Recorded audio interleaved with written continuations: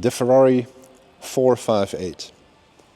This example in particular is beautifully executed, but the design that Pininfarina did for this car, one of the very last Pininfarina Ferraris, is just second to none.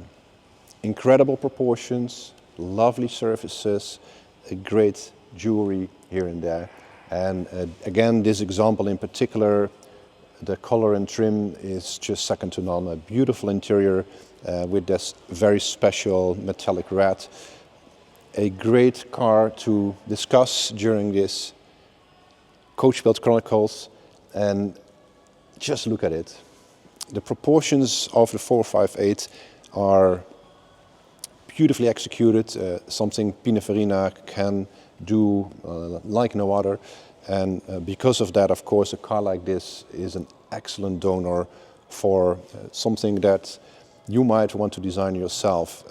Of course, in the back, that naturally aspirated V8, no turbos, no filters. And on the interior, of course, no blips and blobs that the EU is currently obligating car manufacturers to install. So a great donor car to begin with. But let's just have a look at what Pininfarina did at the time. Very interesting ideas, all very fresh, not retrospective. But of course, there are very delicate touches. The way the A-pillar sits in the front fender, the tumble home, so the way the cabin rolls into the interior, so to speak, creating that trapezium shape. Then, of course, we have the buttresses here, making sure the engine, that naturally aspirated V8, can breathe. Of course, then next to the graphic of the rear, we have the air outlets. We've got some intakes here again, very delicately done through surfacing transitions in the fender.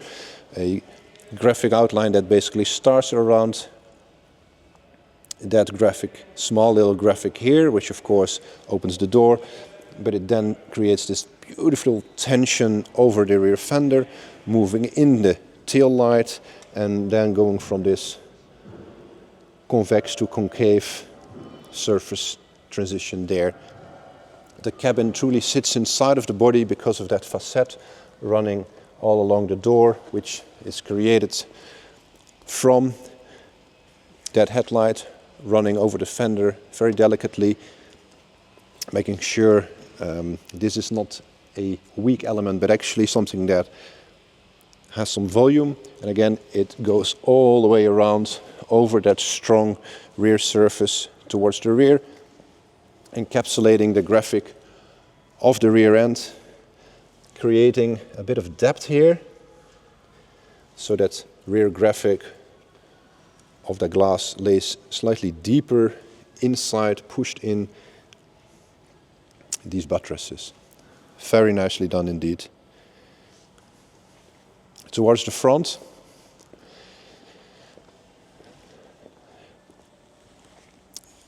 the headlights famously integrated the vents basically for the LED, making sure that the heat could go out. Of course, this is an actual effective vent. Ferrari at the time didn't do any fake aero, as some of the more modern cars were actually equipped with. And one of the aero elements worth mentioning is that softening of the outer corner of the wheel well there. So we see a hard corner here and a way softer corner over there, making sure the air can escape nicely out of the wheel well. Coming towards the front end a bit more even, we have that lovely headlight graphic that makes the shut line for the front clamshell basically, with that little bit of attitude there, a tiny vent, making a bit of an eyebrow, and especially in this metallic red color, the surfaces show very delicately, very nicely indeed. A just beautifully executed piece of car design. Doesn't shout, and especially in this dark red metallic color, with that interior that is definitely worth showing you as well. This beautiful tan leather. It comes in this case with a full luggage set as well.